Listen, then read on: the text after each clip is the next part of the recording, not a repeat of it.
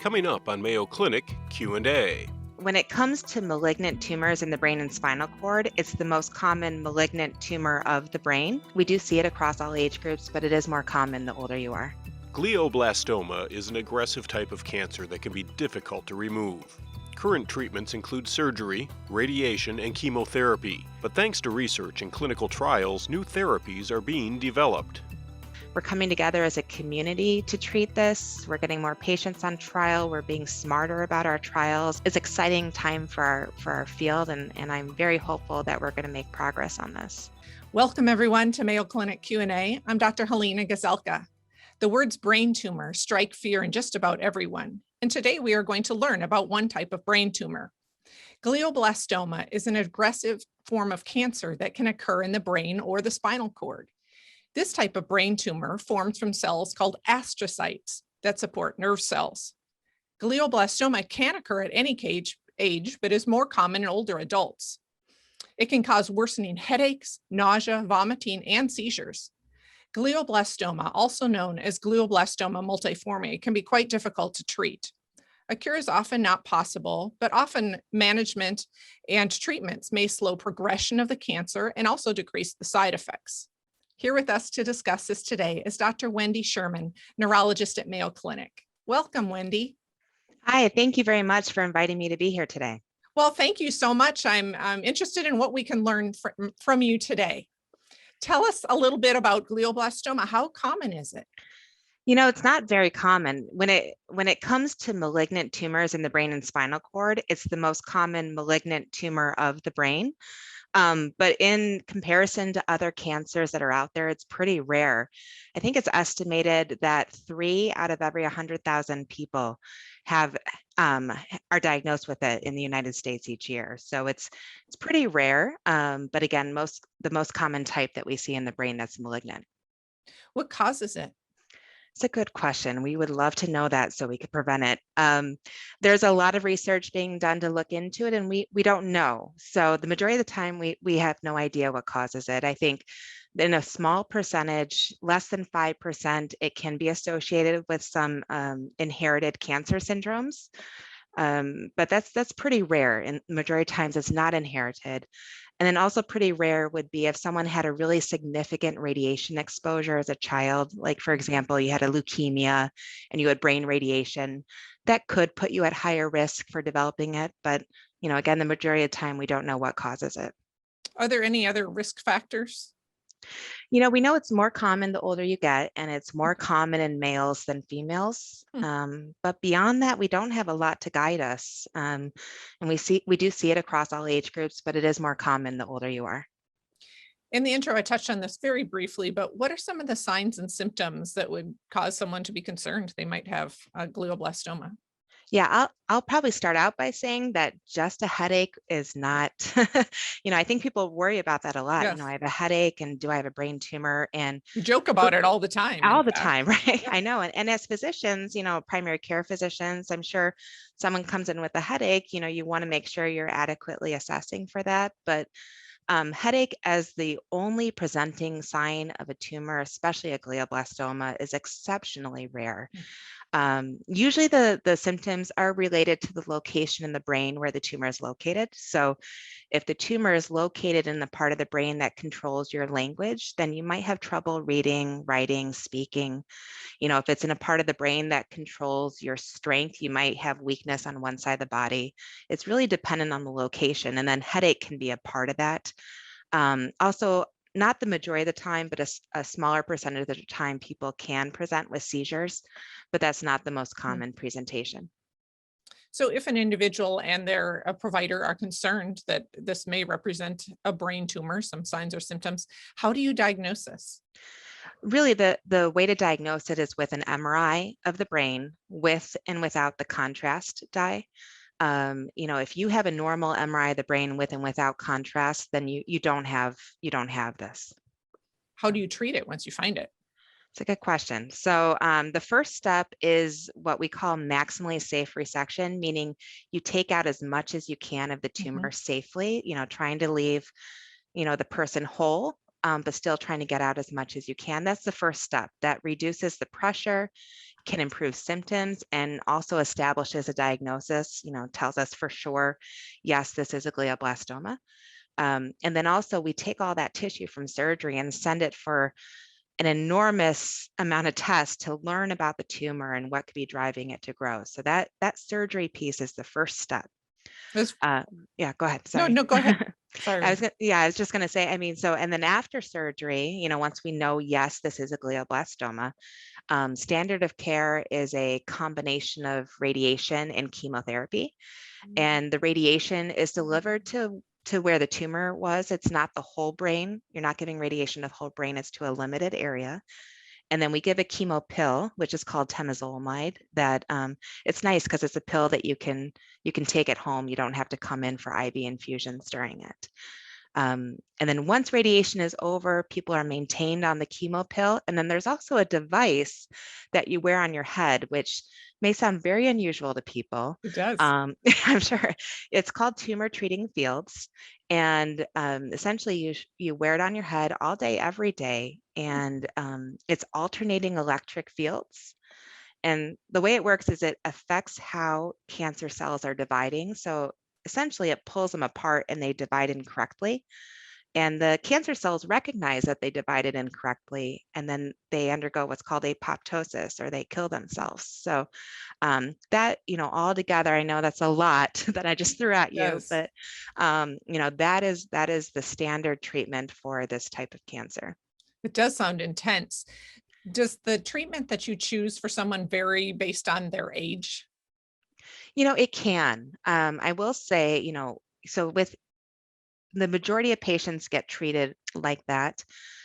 We know, though, in patients who are older, and that's not a really strict cutoff. Maybe 70 and over, but it's not strict. But there are times where we may do a shorter course of radiation. Instead of 6 weeks, we might do 3 weeks of radiation. There are times we might do radiation alone or chemo alone. It really depends on that individual, but especially for our older patients, those are some options that we consider. Yeah, when you were talking about the surgery earlier and said that you want to reduce how much you remove, obviously, so that you don't remove any good tissue while you're taking the tumor out, I imagine. That's right. The idea is to leave the person whole. We want quality of life is so important with this, right? So we want to keep your functioning good, Sure. that you're speaking, the same, if not better afterwards, that you're moving, hopefully better afterwards, that sort of thing. So there are a lot of different techniques that can be used at the time of surgery, such as awake craniotomy, and where you stay awake and they test you during the surgery. I know that sounds scary, but people really do very well with it. And it allows them to do testing to make sure that no harm is being caused by surgery, and people come out of surgery doing very well after that. I think it was interesting what you said about improvement after surgery, because sometimes we think about surgery just so that things don't get worse. But if you remove some of that pressure or mass, people can have improvements in their function even. Absolutely. These tumors, they cause pressure around them, and that causes some swelling in the brain. And we can give steroids to reduce that swelling. But if you can remove the tumor, the brain is much less irritated. There's less pressure there, and people can absolutely improve afterwards with removing that. Wendy, so many types of cancer that are more common have screening tests for them. Are there any screening tests you can do to know if someone might have a glioblastoma or a tendency toward one? Not today, but that's our goal. We're doing a lot of research looking at, are there markers in the blood? Are there markers in the urine, spinal fluid? Where can we find some indication that this could be starting to happen in the body? But right now, there's no screening test for this. And so I guess logically, the answer to my next question is going to be no, but can you prevent glioblastoma in any way? No, unfortunately, but there are a lot of different people working on that. A lot of that is early detection and identifying the causes why this happens. If we can get through those 2 milestones, then that's our goal, but we're not there yet. So in the intro, I talked about how this is a pretty significant tumor. What are the survival rates like? Yeah, I unfortunately, they're nowhere near where we want them to be. On average, people tend to live between 1.5 years and 2 years with this on average. And when you get out to 5 years, it's between 5 and 10% of people are alive at 5 years. So better than it used to be. But not acceptable from us. We want our patients to live, and we want to be able to cure this, and that's what a lot of our research is going toward at this time.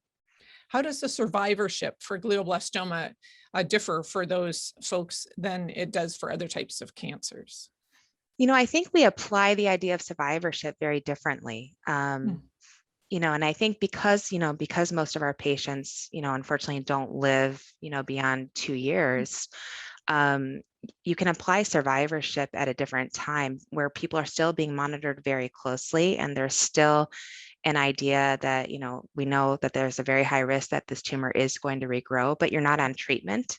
And I think there's survivorship in that period. And then there are those exceptions that are those long-term survivors. I mean, all of us have some, and we celebrate that. And, and it is different because, once you've had a brain tumor and you've had surgery in the brain, radiation to the brain, it affects you in a different way than, cancer in the rest of the body. So, people's personalities can be different, and other things. So that survivorship is different in that you may not be the same person you were at the beginning of this, but I think people are trying to do, there's a lot of services to help people adapt to what we call the new normal. And celebrating what you've achieved, and I think, though, as a field, we need to pay more attention to that, because we are getting more people who are living longer and surviving with this. And so I think we need to pay more attention to some of those issues that can arise in survivorship. I can only imagine how terrifying this diagnosis would be. How can patients know that they are receiving not only the right diagnosis, but the right kind of care? That it's a terrifying appointment, that appointment when they learn the news, and it's overwhelming, and there's all this information that's thrown at you, and no matter how many family members you bring, it's a lot. I think, different people will approach that in different ways. I think, there's always the option to seek a second opinion. And, some people will do those virtually or not. If there's a question about your pathology, the tissue from your surgery, that can always be reviewed. But I think it's important to have, someone who has seen this diagnosis a lot. Again, it's rare. So you want to be seen, at least initially, in treatment recommended by a center that sees this, that has a neuro-oncologist, that really specializes in this, to at least get you going on your plan. Sure. And then that could be carried out at other centers as well. Does Mayo Clinic offer any clinical trials for patients with glioblastoma? We do. We have several that are open right now, and we have a lot on the horizon. I just had a meeting this morning. Tell us about some of that. Yeah, it's exciting. We have so many trials that are in various stages of opening. And I think what's exciting for me is, during my training, a lot of the trials were, let's just try a new drug, either pill or IV, and let's just try a new one. Now we're looking at, well, can we deliver the drug to the tumor in a better way? Do we inject it at the time of surgery? Do we do something to break up what's called the blood-brain barrier that can prevent drugs from getting to the brain and the tumor? There's some different types of radiation that are on the horizon, combining different drugs with radiation, some stem cell work. I mean, it's really exciting, I'll tell you. And not just is it exciting what we're testing, but I'm also excited about how we're designing the trials. So, historically, let's just say you are testing a drug and you give 50 people the drug, and then you give the other 50 people standard of care, and then you have to wait, 3-5 years to get those results. We're redesigning our trials now so you learn as you go. Which is really great, because if you start to see that there's signal, I mean, it's just great. It makes sense. And we're all thinking, well, why weren't we doing this before? Right. And it makes our statisticians really excited. But it's, if you learn as you go that it's not helpful, well, you can stop and switch, and then you're not exposing people to treatment that's not going to help them. So I'm excited about how we're designing them and what we're testing as well. How do individuals find out about clinical trials that at Mayo that they might be candidates for? So there's a couple different options. I think the easiest is if you can even Google Mayo Clinical Trials glioblastoma, but on the website, you'll be able to see all the different trials and it will tell you, is it open at Jacksonville, Rochester, Arizona, all three. Right now, a lot of our trials are open at all three sites, which is really nice. But that's the easiest place. People can also go through clinicaltrials.gov, but I think that can be a bit overwhelming and not always up to date. So if you go directly to Mayo's webpage, you'll see exactly what's open right now. And then there is a number on that webpage too. And if you call, you'll be set up with the research coordinator and they can talk to you as well and say, yeah, we have this trial, it's open, or, we might have some other trials we could consider you for, and that can help get people in as well. Wendy, at Mayo, we have a real passion to improve equity in healthcare, as we're aware that there are disparities related to many diseases and their management. Are there any related to glioblastoma that we should be aware of? Unfortunately there are, and I think the biggest disparity is enrollment on clinical trials. Mm-hmm. And I think part of that is, it's complicated as to why that happens, but I think we need to do a better job at enrolling people in the community in our clinical trials. It'll be hopefully better for them if it's a drug that works, and better for our science too, to have a more diverse population that we're studying. So I see right now that's the biggest disparity that we face. Yeah, so we want individuals to know that Mayo Clinic and that clinical trials are for them.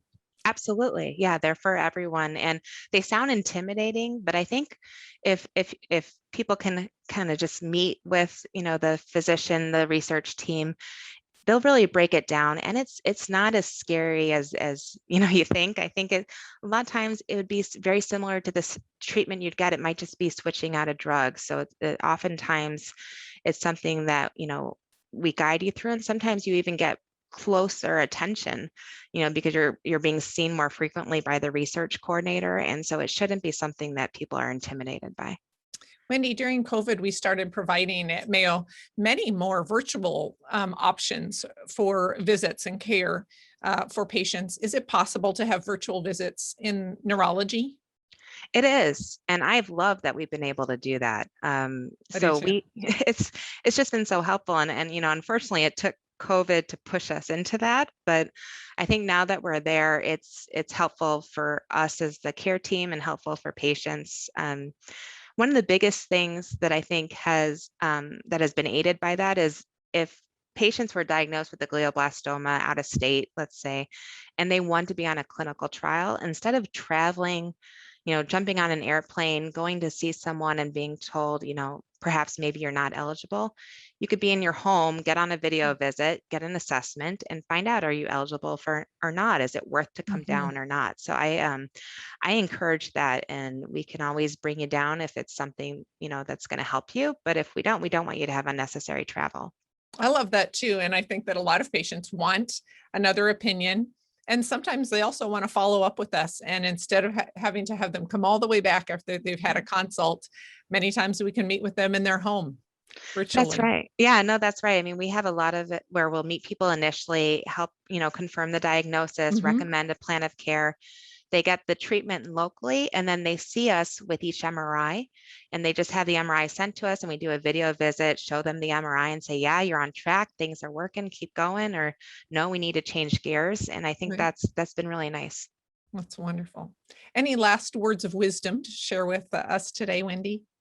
No, I think it's an exciting time for glioblastoma. I felt there was a time where this disease was kind of in a rut where we weren't making progress, but I think we're on the verge of I do honestly believe we're on the verge of finding something exciting. When that's going to come, I don't know, but I think people are coming together more, whereas previously, people were kind of siloed in their institutions. We're coming together as a community to treat this. We're getting more patients on trial. We're being smarter about our trials. I think it's exciting time for our field, and I'm very hopeful that we're going to make progress on this. I love that you can say it's an exciting time for glioblastoma. That's wonderful. That's positivity. Yeah, I believe it. I believe it. I think a lot, I think, and I have to believe that I have hope. Mhm, And, I have hope day to day in that my patients will do as best as they can with the disease and will get them mhm. through it with the support that they need. But I have hope that we are going to change this disease. And I think there's a lot of people sharing the same dream. And yeah, I hope that I can be on here again soon and be telling you what progress we've made. Well, I look forward to that. Thanks for being here, Wendy. Absolutely. Thanks for having me. Our thanks to Mayo Clinic neurologist Dr. Wendy Sherman for being here with us today to talk about glioblastoma multiforme. I hope that you learned something. I know that I did. We wish each of you a very wonderful day. Mayo Clinic Q A is a production of the Mayo Clinic News Network and is available wherever you get and subscribe to your favorite podcasts. To see a list of all Mayo Clinic podcasts, visit newsnetwork.mayoclinic.org. Then click on Podcasts. Thanks for listening, and be well. We hope you'll offer a review of this and other episodes when the option is available. Comments and questions can also be sent to Mayo Clinic News Network at mayo.edu.